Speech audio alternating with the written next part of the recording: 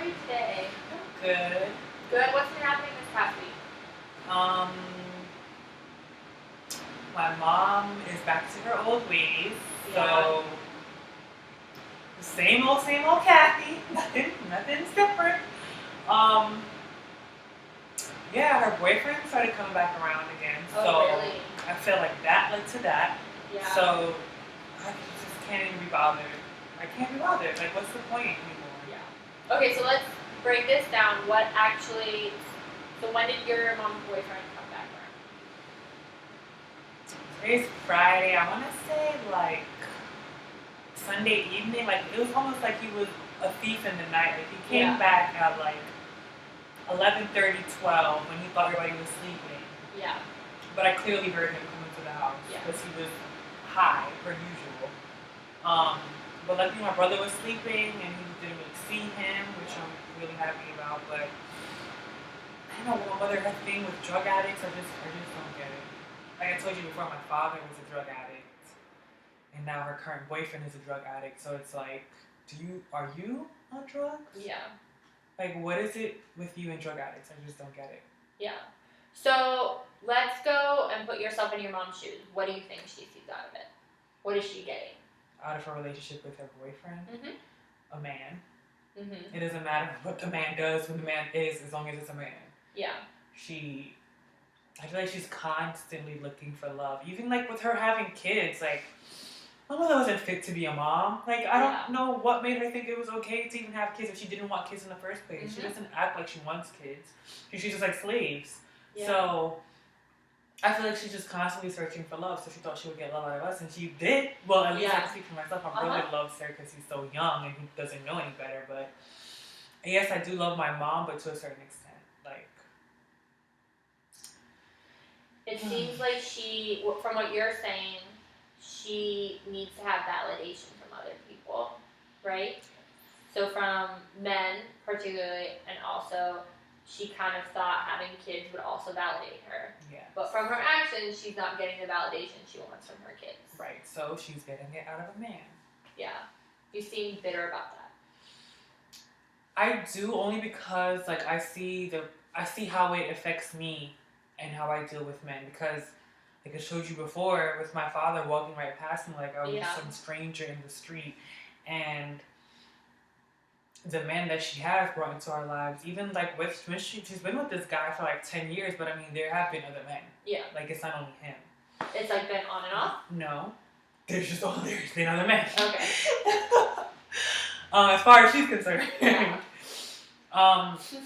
But like from a very young, first off, I feel like I was just boy crazy way too young. Mm-hmm. Like 6th grade, 7th grade, I was already like sexually active, and I was in these lovey-dovey relationships with these boys who didn't know any better. Mm-hmm. And I felt like I always put men before myself. Do you feel like you still do that? No. I feel like working at the nightclub and experiencing what I experienced definitely, it made me it just made me question why after something like that happened, why would I still go back to that place? Like, do I even value myself? Yeah. So I feel like I really started like thinking about stuff, and then I started making ties between that and the relationship with my mother and how her relationship with men. Mm-hmm. And on top of watching like documentaries on YouTube, I pretty much figured that out. So I'm definitely like, I'm just not talking to any guys right now because I still need to work on myself. Yeah. So that's where that is. So it looks like you really learned from your mom and from. Are you specifically referring to that one experience you told me in front of the gas station before? Yes. So it seems like you learned from that and you kind of put the pieces together that how you interact with men and boys is not working for you. Yeah. And it's not necessarily the best for you. Yeah. Right? Yeah. And you said that you're not talking to anyone, you're not interested in dating anyone right now? No. Okay. Is that a good thing for you or a bad thing? I don't know. Cause it was a bad thing. I'm not gonna lie. It was a bad thing because I'm always used to having some male figure around. Whether or not I'm using him for money or whether or not I actually really do like him or if it's just for sex. Like, I always had some type of man around, but now, like, I realized that I really think there were some nice guys, and I really treated them horribly. Yeah. So I feel like I'm comfortable with the fact that I'm not talking to men, or I Yeah. just don't want to put anybody through that, because I see Through sometimes what? I feel like I wouldn't want to feel like somebody's using me. Right.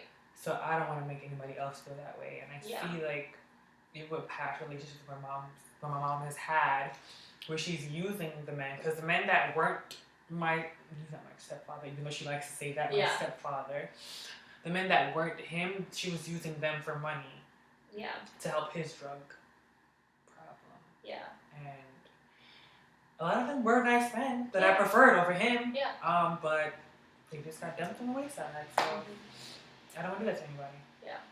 It seems like you have brought up yourself in comparison with your mom a lot, especially with men, Mm-hmm. right? Mm-hmm. Do you think your mom is a good role model for you with men? Mm-hmm. Maybe in a sense, showing you not what you don't want. Okay, yeah. She's definitely showing me what not to be, There. what not to do. She's Yeah. definitely showing me that.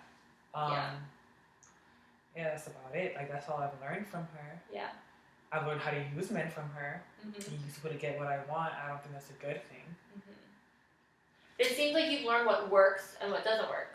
Like, you see what your mom does, but you've then also I don't kind of have, tested you put your foot in the water and you realize it wasn't working for you either. Yeah. So that's that's really powerful that you can learn this, especially at this age. Mm-hmm. So do you ever see yourself in a healthy relationship? I don't even know what a healthy relationship looks like, so I don't know. I wouldn't know if I was in one, if it was a healthy one or not. Can you give me some characteristics of what a healthy relationship looks like to you? Well, I guess from TV, being with somebody that truly cares about you, putting somebody before yourself. Yeah. Being selfless. Mm-hmm.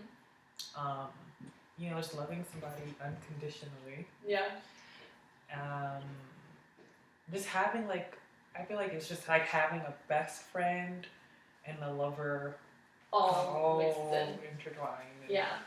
I feel like that's definitely what a healthy relationship would be like. And also there needs to be arguments, because I feel like there's no that's just too good to be true. It's too compliant. Yeah, but then I also feel like with those arguments, you still have to keep each other's feelings in consideration. Yeah. I feel like in past relationships, I purposely chose just push their buttons, or said things that would belittle them, or said things that I know would get on their skin, or that would cut deep. Yeah, things that would cut deep, and I feel like that's definitely not the greatest thing to do. And I guess that's a healthy relationship. Well, I mean, to be honest with you, from everything you've said, that basically is what a healthy relationship looks like. Oh, really? Yeah. Oh. I mean, honestly, relationships, they differ because the people in relationships are different. And again, easier said than done. A lot easier said than done. But I think the mindset of what you have now, that's the basis for a solid relationship. And if you ever do want to date, if you never want to date again, that's completely fine. It's your life. You need to figure out what Christina wants. Mm-hmm. And if Christina wants a relationship, don't necessarily deny her of that, but wait for a guy that you feel like you can lay down the groundwork of that healthy relationship that we just talked about, then go for it. Mm-hmm. But be aware of this is what a healthy relationship looks like. And kind of continually check in, okay, so I'm talking to Steve or whatever his name is this matching up to what me and Hannah talked about? Maybe not in this way. Can you change that? If you can't change that, maybe Steve's not the person for you. Does that make any sense? Yeah, I get that. Would you agree with that? Disagree with that? No, I definitely do agree with that. I just feel like in the moment it would be hard. Oh, yeah, definitely. Especially when feelings are involved. Yeah.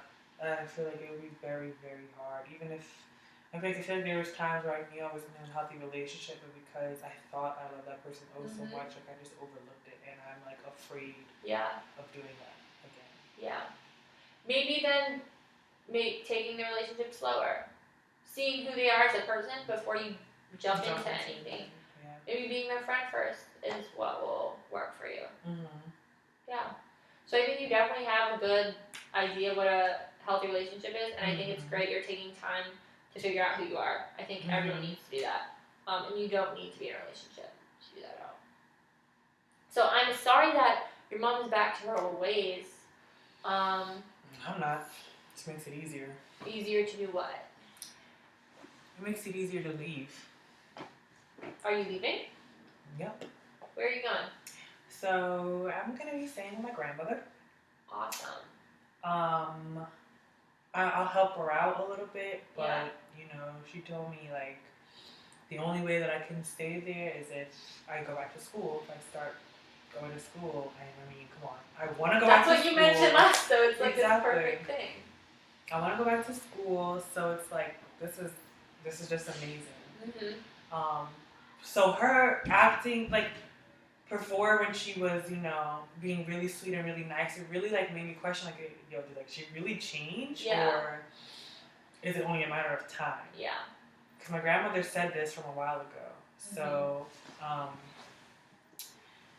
it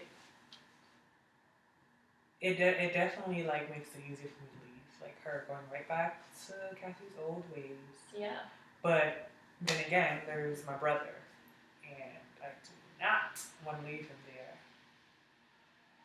So I've been packing up my stuff slowly, and I'm pretty sure he's starting to pick up on what's happening. Yeah. And he's asking, "Oh, we're leaving, or can I come too?" And I just find a way to distract him. Yeah. And I just don't even know what to do. Can you clarify? Does your mom know that you're leaving yet? I mean, I don't think my brother said anything to her. I mean, if she does, I didn't tell her. Yeah. So. Are you gonna have a conversation with her or your brother? When I'm already out, I think I'll have a conversation with my brother pretty soon. Okay. Like I was thinking maybe like Sunday, because I'm trying to get out of there by Wednesday. Okay. But I definitely just want to like tell him that, you know, like, yeah, I won't be in the house anymore, but I'll see you as much as I can. I'll still come get you from school. I'll still help you do your homework. You can come and stay over my place for the weekends. Like, I don't want him to feel like I'm abandoning him. Right. At all, because I feel like I'm the only consistent person in his life. Yeah. That makes sense. And I don't want him to go through what I went through, because look how I turned out. So I would like my brother to be better. Yeah. I just kind of want to point out, I don't think you've turned out bad. Okay? I think you are a very strong woman who, you're making great steps in the right direction. You haven't turned out bad. You've learned from your mistakes. Everyone makes mistakes, right? Right. You know?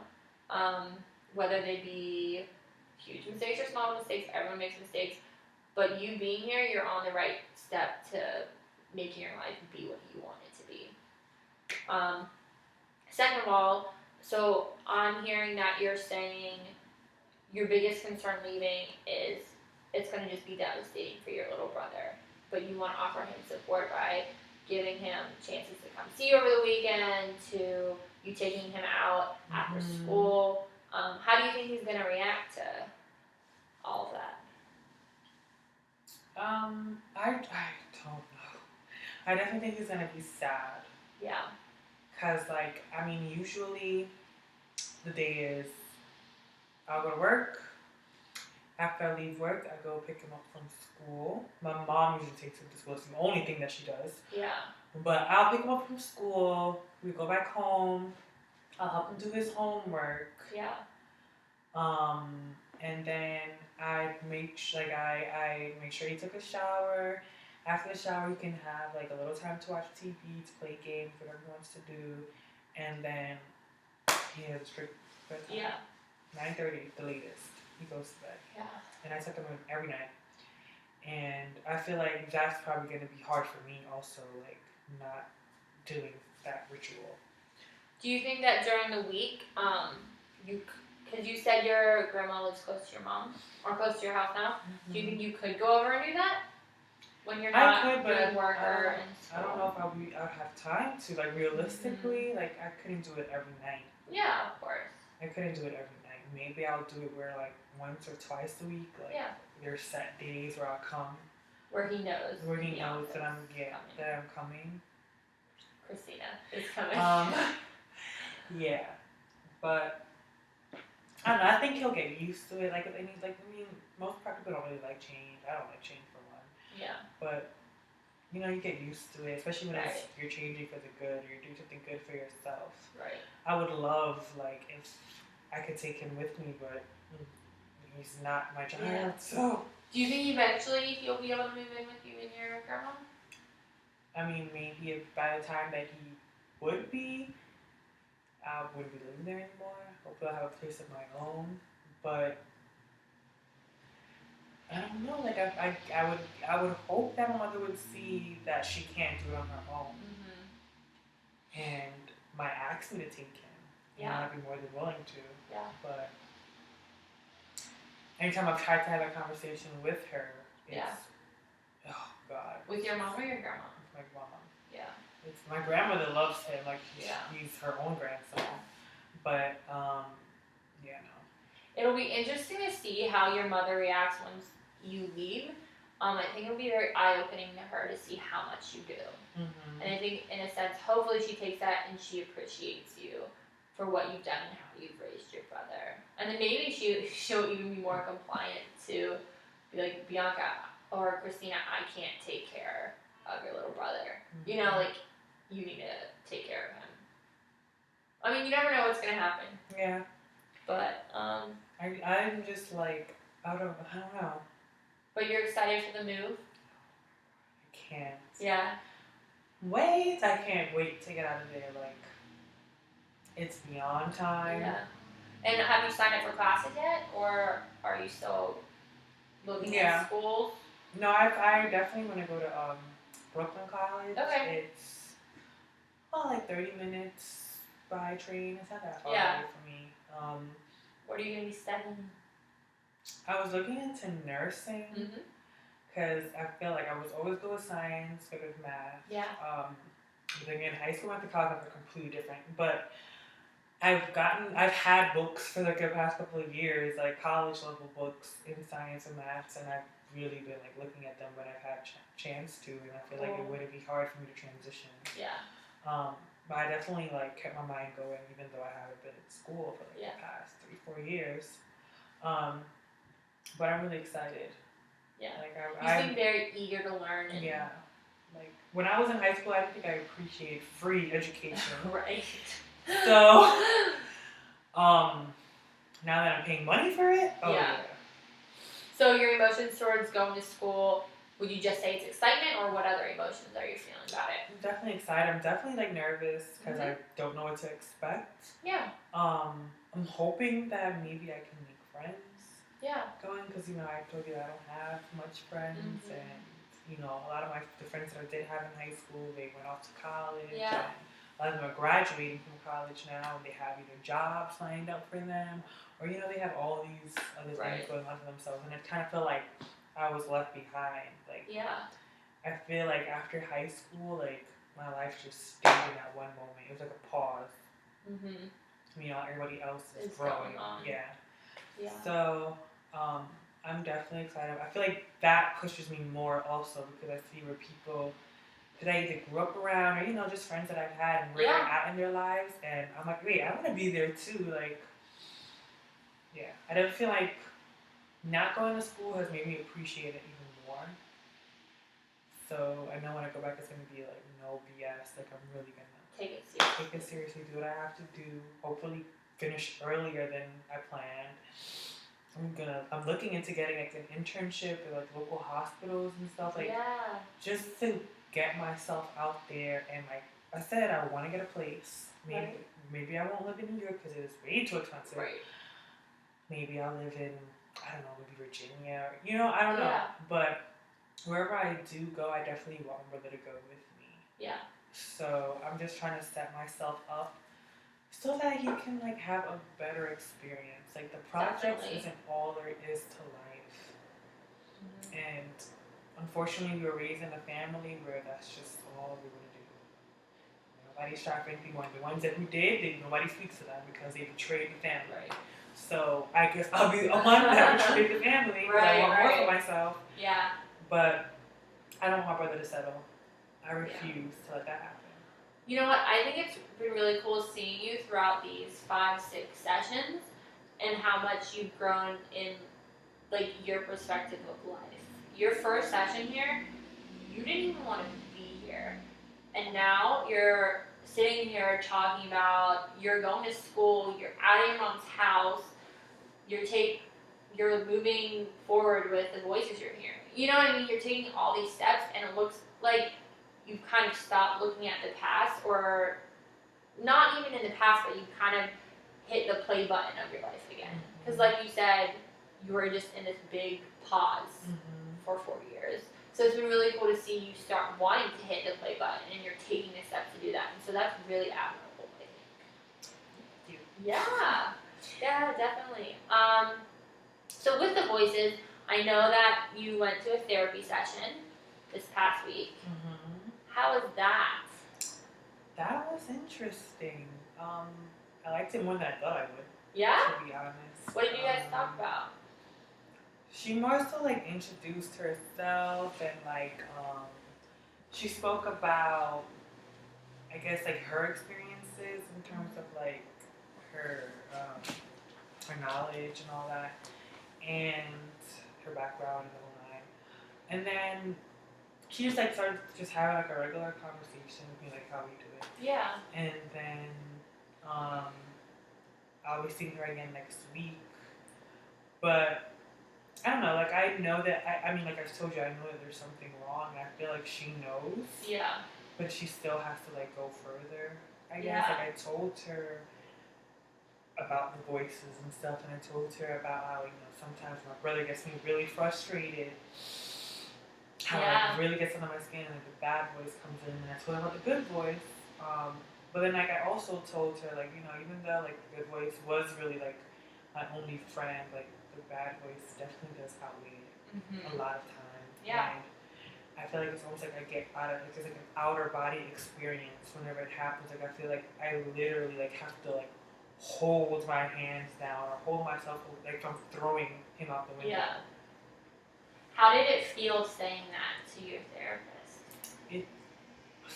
It was definitely like eye opening. Like before, like, you know, I said that I wanted to like get rid of the voice because I felt like that's what I should say. Yeah. But then like hearing the fact that I ever that even crossed my mind to like ever put my brother in an oven or throw him out the window, Right. and literally having to talk myself out of it, having to lock myself in my room so that I wouldn't do it, was just way too scary. Like I was terrified thinking about it. Yeah. So Did any of those emotions come up during your therapy session, or were they more after your therapy session? they were jarring. So did you process that with your therapist? Yes. Yeah, we talked it out, and so the next session will be like, I guess, like talking more, and she'll like give me a prescription or something, or like recommend like doctors or whatever the case may be. But I don't know, maybe the next step might be a psychiatrist. Who knows? Yeah. So how are you feeling with the whole situation?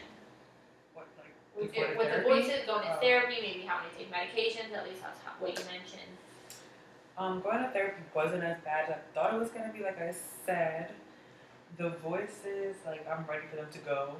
Like I'm just so over it. What else did you ask? Your feelings about maybe taking medications or seeing a I psychiatrist. don't know about that yet. Seeing a psychiatrist, I feel like that scares me more because like they can't, like I feel like they're gonna be ones to tell me like, okay, you're schizophrenic, like for example, and you have to take this, that, whatever, if you want to feel normal. But then it's like, I mean, I've watched videos because I mean I've had suspicions about being schizophrenic, and I've watched like documentaries on YouTube, per usual, and it was like people like, you know, they reacted differently to it, and I don't know, I don't want to be that person. I guess depressed because of medication, or I feel like I'm depending on these medications just to get through my day. Like I don't want it to happen. Yeah. Like, I don't know if it's worth it. Yeah, I think those concerns that you have with it are definitely valid. I think that's normal for you to have those concerns. Again, you don't know what's going to happen. You know, maybe she doesn't even refer you to a psychiatrist. Or maybe she does, and your psychiatrist is like, you know, right now, we don't need to put you on medications. We need therapy, what's going to help this. You know, so you never really know what's going to happen, but I think it's been really cool that you've been investing your time in seeing the options or what happens with other people who are schizophrenic. Again, I think diagnosing schizophrenia can be a complicated process. So it might not even be that I don't have the experience or the degree to say this is what's happening. So I don't want you to put that label on yourself right now because you don't know what's happening. But I think in general, you are processing this in a very healthy way, it seems. I remember the first session, I didn't even know you were hearing voices. The second session, you were very afraid of talking about them because you didn't want to seem not normal. Do you still feel like you're not normal? What about that makes you feel not normal? Because normal people do not hear voices. I mean, I feel like, yes, I know that I'm abnormal, but there's no longer like a negative connotation. Yeah. So I will still say that I'm not normal, but I'm okay with that. Yeah, you've accepted that fact. Yes. What does normal look like to you? I don't know, you look normal. Like, I don't think you hear voices or you have anything crazy going on with yourself, so. Yeah, but then again, you don't really know that. You know, you don't know you can't judge a book by its cover, right? Right?